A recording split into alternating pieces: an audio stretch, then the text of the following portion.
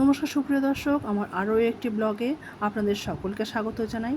আজকে সকালবেলা যখন এটা ভিডিওটা করছিলাম তখন বাজে 5:32 কি 34 হয়েছিল, টাইমটা একটু লেট হয়ে গেছিলো। আজকে 2 দিন ধরে ওয়েদারটা একটু ঠান্ডা ঠান্ডা, বৃষ্টি পড়ছিল বলে ওয়েদারটা ঠান্ডা, আর মেয়েটাও ঘুমিয়ে যাচ্ছে, ওর সঙ্গে আমিও ঘুমোতে যেন আলসতামি করছি।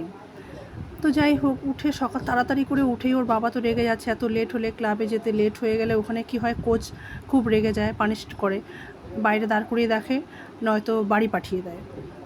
10-15 মিনিট লেট হলে এরকম করে। তো অবশ্যই নিয়ম আর ডিসিপ্লিনের মধ্যে তো অবশ্যই রাখা দরকার, এটা সব কোচ সব স্টুডেন্টদের জন্য নিয়ম আর ডিসিপ্লিনটা খুব মেনটেন করা দরকার। খুব ভালো করে, আমি স্যারকে এই জন্য বলি, অবশ্যই এটা একদম ঠিক কাজ করে।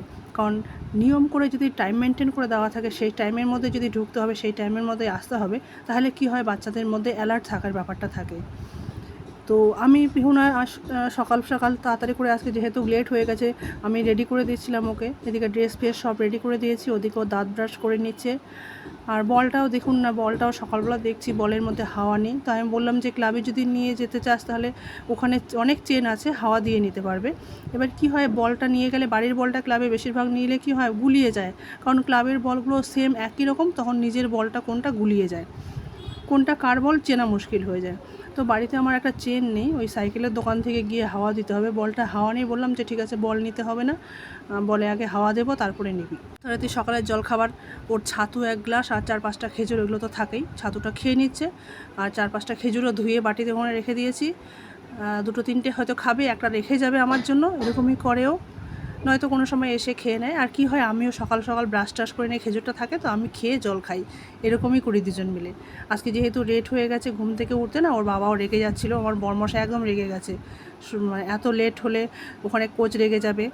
ফটাফট করে রেডি করে দিচ্ছিলাম ওকে, তৈরিও হয়ে গেছে, ওকে গাড়িতে তুলে দিলাম, ও চলে গেল বাবার সঙ্গে।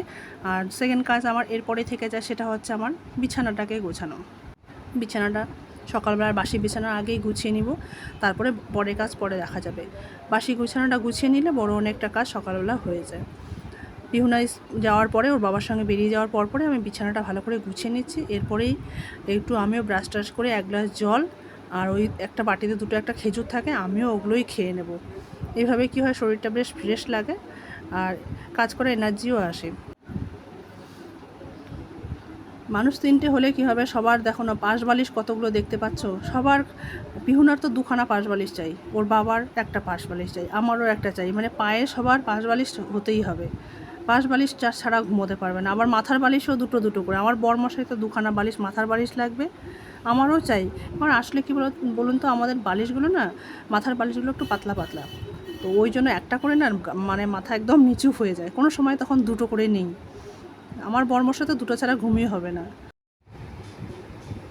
তো আজকের মতো এখানেই শেষ করছি, আবার দেখা হবে নতুন কোনো ব্লগে। ধন্যবাদ সবাইকে।